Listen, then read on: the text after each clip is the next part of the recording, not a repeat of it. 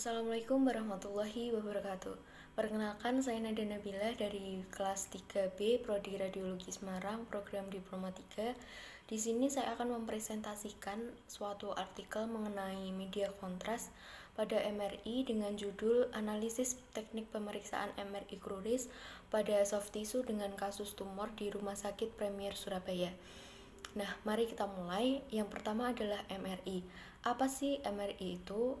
MRI atau Magnetic Resonance Imaging merupakan suatu teknik pencitraan yang digunakan terutama dalam pemeriksaan medis untuk menghasilkan gambar dari bagian dalam tubuh manusia.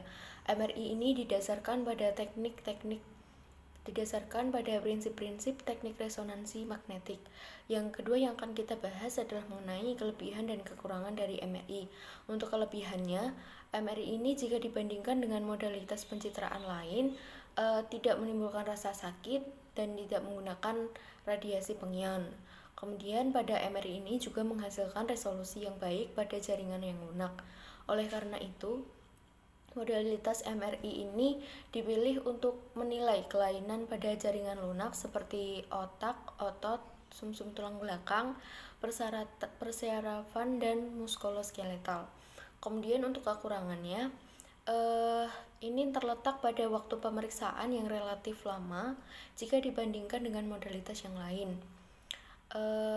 Untuk fungsinya ini MRI ini bisa digunakan untuk pemeriksaan pada cruris. Nah, jika dilakukan pemeriksaan MRI pada cruris, indikasi umum yang ada yaitu tumor, infeksi, dan cedera otot. Pada jurnal yang akan kita bahas ini yaitu tumor pada area cruris. Tumor sendiri merupakan pertumbuhan yang abnormal dari sel-sel tubuh. Tumor ini dapat terjadi hampir di seluruh organ termasuk pada muskuloskeletal.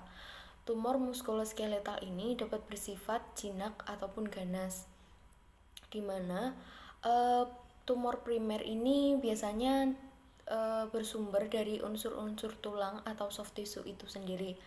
Pada jurnal ini, sampel yang digunakan yaitu pasien yang melakukan pemeriksaan MRI cruris dengan kasus soft tissue tumor.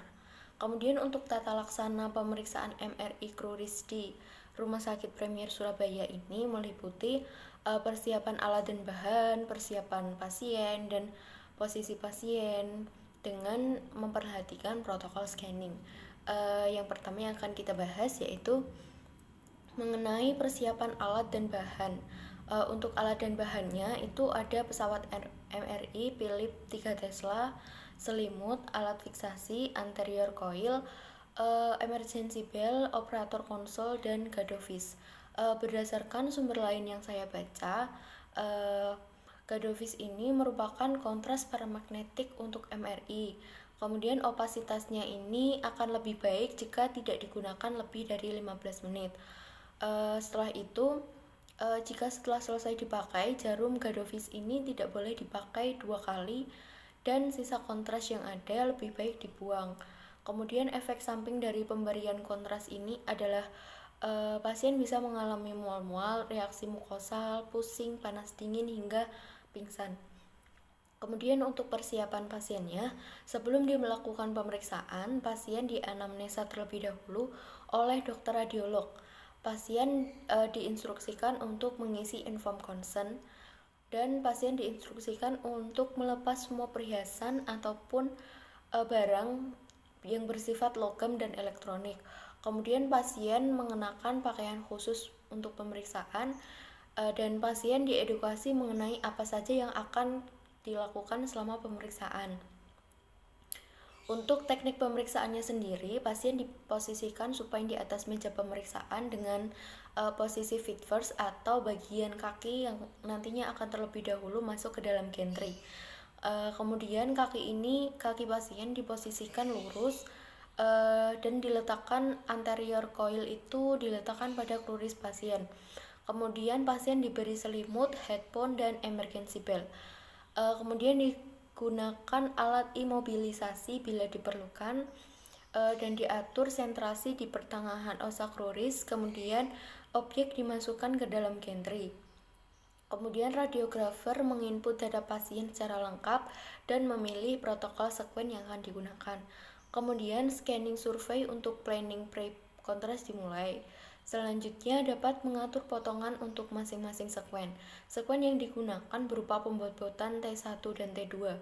Untuk potongan koronal dan sagital proksimal hingga distal kruris harus mencakup ke dalam FOV, sedangkan untuk potongan aksial harus mencakup bagian yang terdapat kelainan saja.